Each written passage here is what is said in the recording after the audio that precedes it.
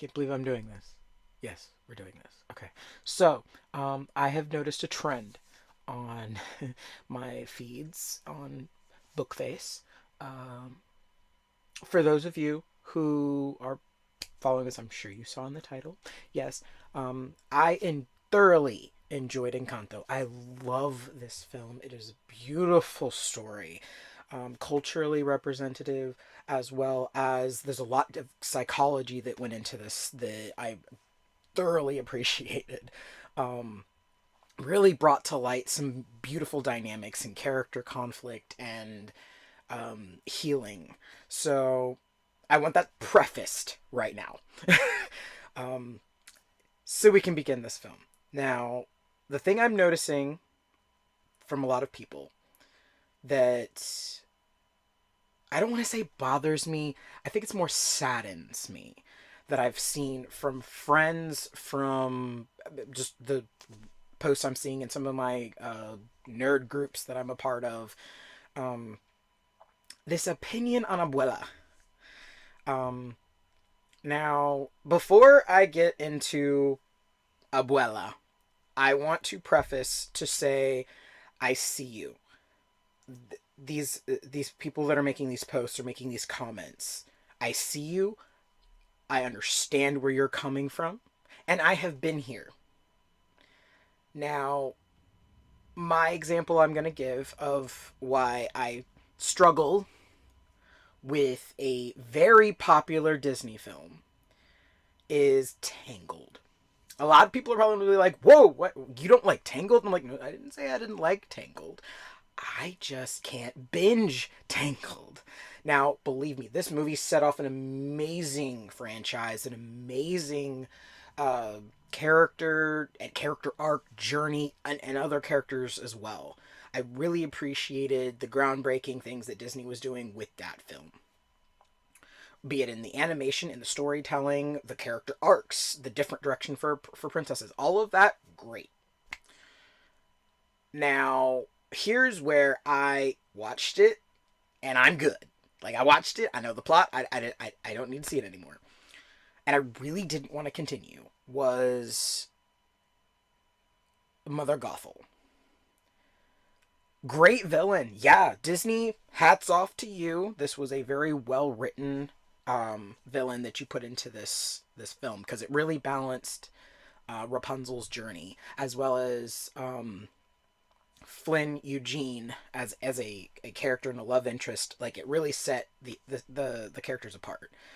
Um, Mother Gothel to this day still triggers me.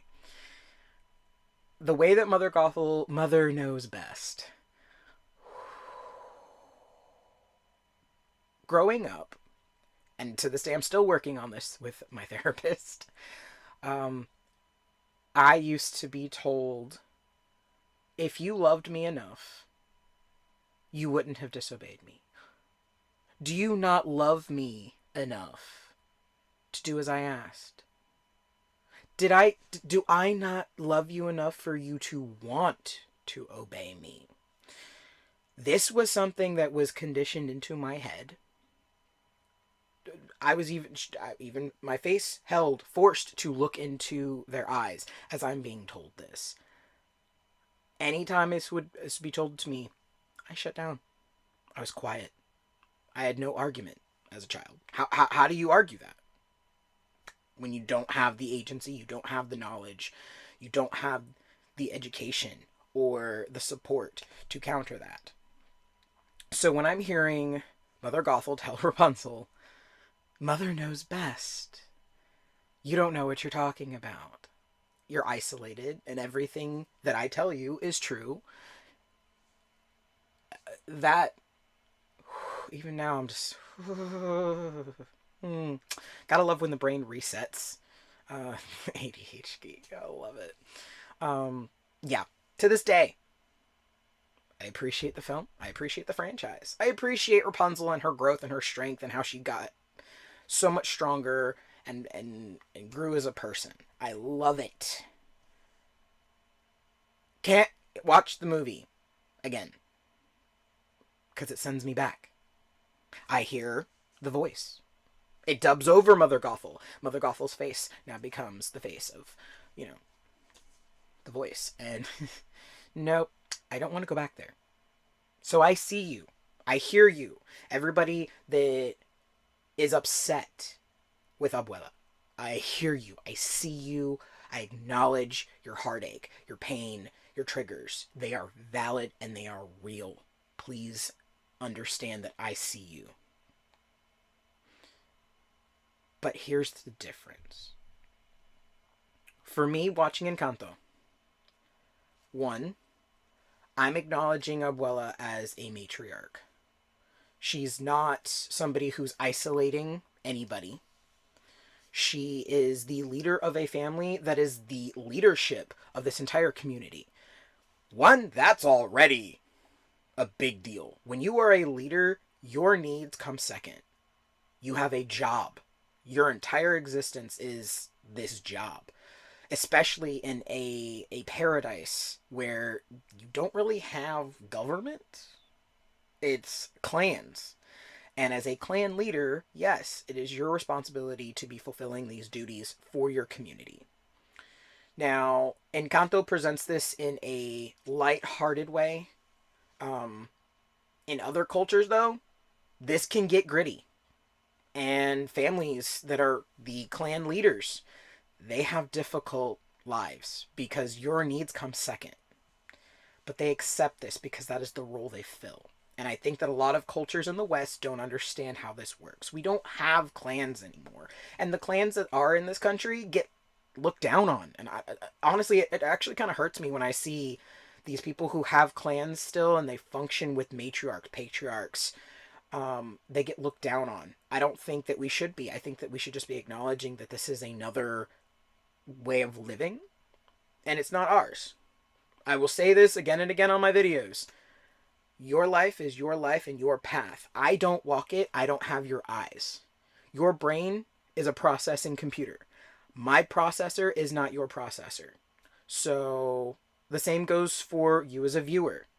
Your processor is not going to be mine, nor is it going to be the character's processor. You can empathize, you can sympathize, you can relate, but it is not the same journey. So taking that step outside of that, yes, this was not fair. It's not fair at all to these people that their lives and their choices and their desires come second. It's not. And that does have an effect on you, psychologically.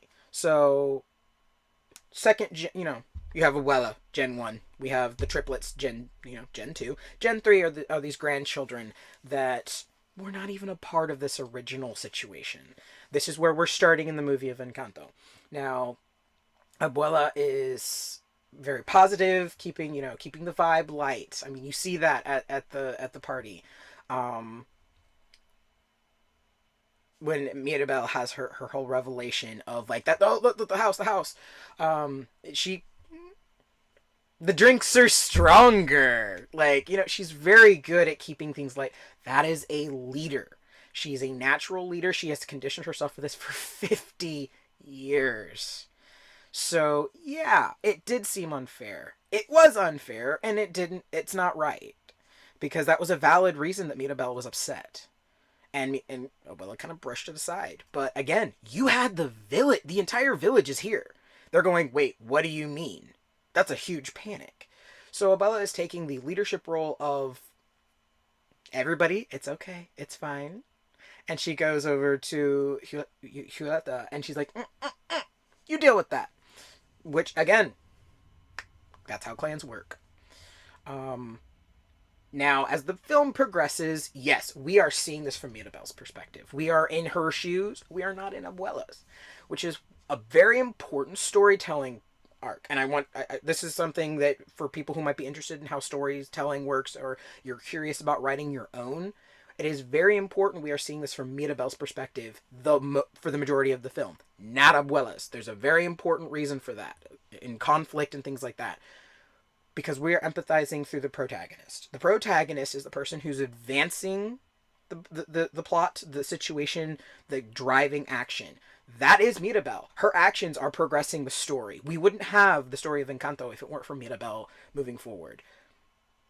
Abuela is the antagonist because she is trying to stop Mirabel from progressing forward. Again, this is a very important protagonist-antagonist relationship. Now, it is not a volatile one, except in certain situations, because honestly, Abuela is over here like, Mirabel, I love you. I appreciate that you're trying here, but you're kind of making things more difficult. Which, again, from a leadership perspective, that, right on the money there. So Abuela is in character realistic. This is a real situation, but it is not coming from a malicious situation. It doesn't get that way until the actions that Mirabella is taking are now adding to adverse situation in the village with the family. I mean, Luisa was losing her gift. The strong person in the family and the village is losing her strength. To Abuela, she is seeing this as Mirabel. You're hurting her. Please stop. Let me talk to her. Again, this is not malicious. This is not coming from a place of what's wrong with you. It's wait, hold on. Let me resolve the situation. Let me figure this out, and then we can go back to life. When it comes to her sister with Isabella, oh my god, there are succulents and cacti popping up all over the Encanto. The streets were being destroyed. This is chaotic. This is not cohesive. This is not homeostasis. This is concerning the village. For instance, the reason Abuela was in the village in the first place, Peppa was losing control of the weather. She's panicking so badly, the village is like, what's happening? What's going on? We're scared. Now Abuela's triggered. Her people are afraid. As a leader, it is her job to step forward. Again, this is not coming from a place of maliciousness. This is coming from a place of protectiveness.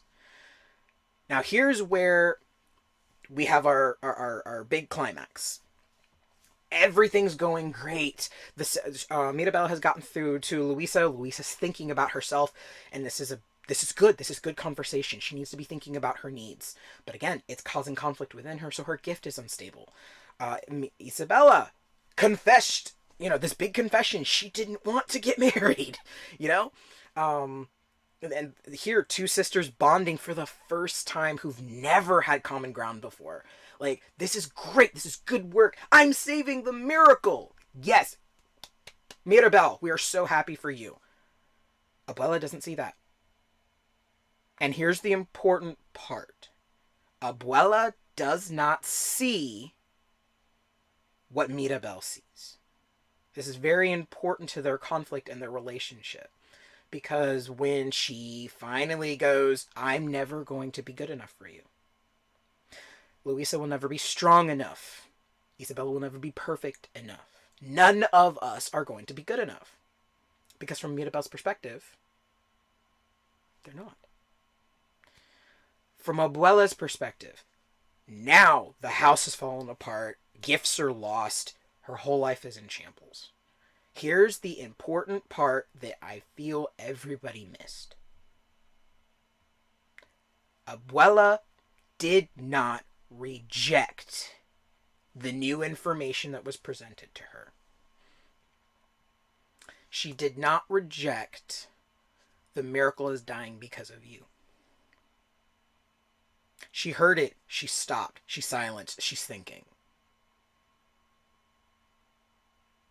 And it clicked because she loves her family. Now, when everything's in shambles and we're like, oh no, poor Mirabel, here's where we finally hear Abuela and where Abuela's coming from. It's very important that we don't get this until after the climax.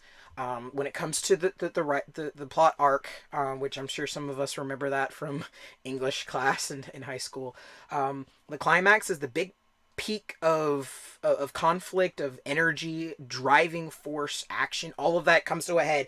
Boom! But then there's falling action. So the falling action is where we hear Abuela. Where is Abuela coming from? Why are you like this, Abuela? And because I'm over here now, me as a storyteller, as well as me coming from a complex family dynamic, and I have many friends that I have met from different cultures that I've learned how those cultures work, and I appreciate these different dynamics. I love it. It makes beautiful storytelling for me, and I love telling those stories when they open up to me about them because I want to tell them. Everybody should be exposed to these things. Here's where my heart shattered. Oh my god. Um, no words are used in this montage. We finally get to see, in the beginning, we got a brief snippet of the miracle and how it came to be. In this montage, we find out what led up to this miracle. Abuela thought she would have a different life, that she would be a different woman. All of that, okay, I'm not breaking the whole movie down, but we see how the miracle was created. We see the gut wrenching loss. You're holding 3 newborns. They were newborns. She's just had children. There's a whole lot of stuff going on for a new mother right after she's had children. It's a very delicate time. She's new in her marriage. She was happy. She had a home. She had so much, and it was taken from her. And they're thinking, okay, we just have to find a new home. And while you still don't have that foundation, the few things that she's holding on to are taken. Her husband's gone. And I don't know about you, but when I watched him kiss those babies and kiss her, and then walk across that river, and she's reaching, she's screaming. You don't hear her voice, but I heard her screaming. And here she falls, and then this beautiful act of nature coming up going, nope, enough is enough. And the Encanto is born. And she's looking up, tears streaming down her face. The candle has evolved. The candle, Abuela left her. It's this beautiful butterfly, which the butterfly going everywhere, which is a beautiful metaphor in mythos and folklore for many, many things. This metamorphosis that happens. Now she's left with 3 babies, 3 newborn babies, no husband, no home, no nothing. She is completely adrift. She's disillusioned. If you're suddenly been raptured out of a situation, you're disorientated. You're confused, but you're grateful. You're safe. You finally have something to feel safe. This candle is here before you, but everybody behind you that fled when you stayed is coming to you now because there's like, oh, you're the chosen one. What do you do with that? That's a lot of pressure.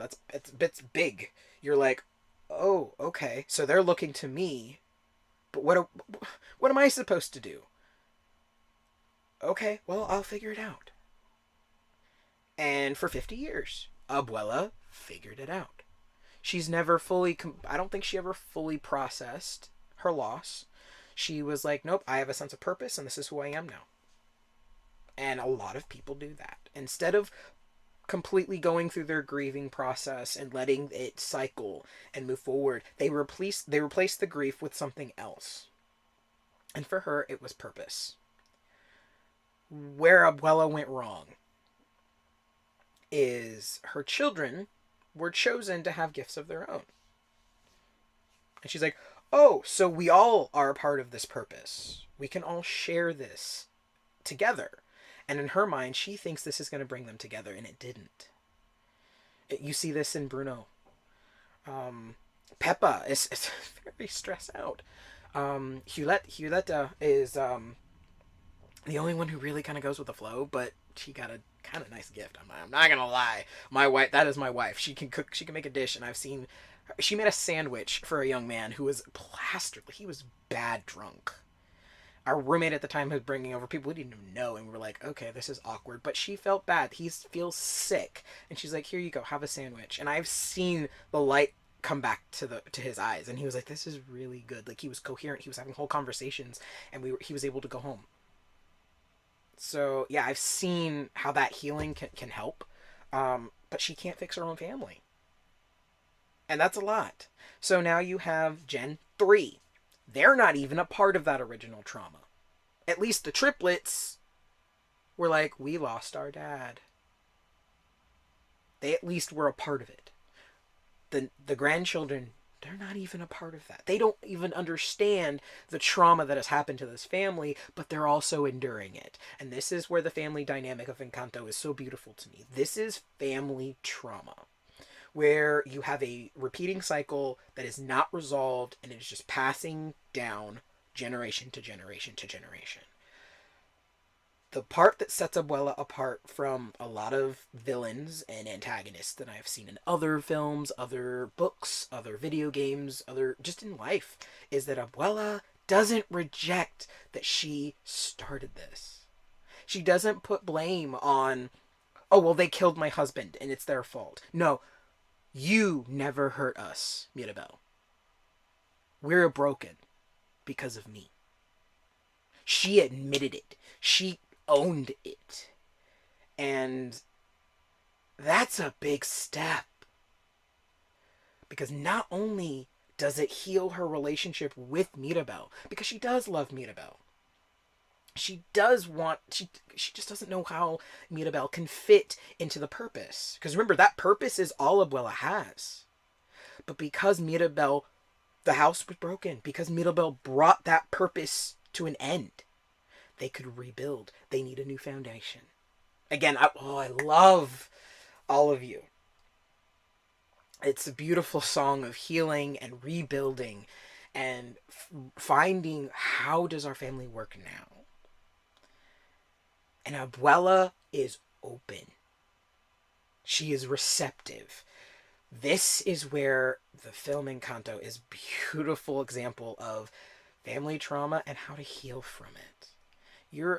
And I see you. I think the biggest issue that I see a lot of people having is when you see somebody who is in an abusive or in a toxic situation actually do better. Now, mind you, film does this way too fast. I'll admit, it happens way too fast. It hurts to see somebody do better when the ones we want to do better don't. Like, they'll say, oh, I'll change. Oh, I won't do it again. And then they do. They're not coming from a place of true reconciliation. They're just trying to gloss over the situation at the time. True reconciliation is a big deal. And you see it in the burden on Abuela's shoulders and Mirabel's. They love one another. They want to heal that. They want to heal this relationship, but it hurts. And it's gonna take time. Hence, in the song, all of you, look at this home. I like the new foundation. It isn't perfect. Neither are we. That's true. It's when you see healing and you see progress and you see someone else doing better when it was not in the beginning, it's easy for us to jump to, you don't deserve that. It's easy for us to jump on that bandwagon of, Abuela didn't deserve that forgiveness because of everything she's done. Well, forgiveness is a choice that we have to make.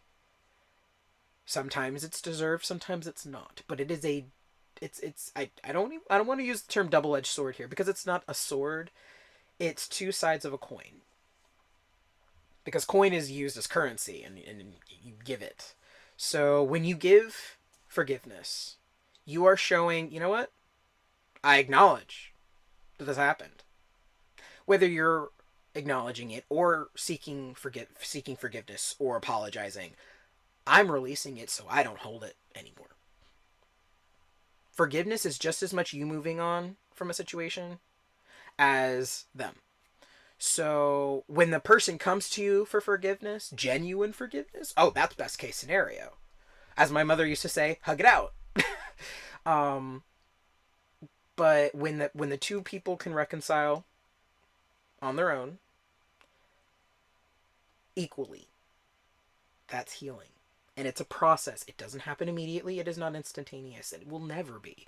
So I think what I'm seeing here is, yes, I acknowledge your pain is real. Your feelings are valid. Your triggers are real. However, Abuela is not your abuser. Abuela is not the loved one that you're disappointed in. Abuela is what you want them to be. You want to see that change. You want healing. You want that person to genuinely love you more than their own selfish wants. You want that. So instead of attacking this character and her redemption arc, I challenge you as a viewer to take yourself out and look at this family and see how much healing comes from these two women, Mirabel and Abuela, from these two making amends, moving forward, and healing. Because the story of Encanto is really about the passing on from matriarch to the next matriarch.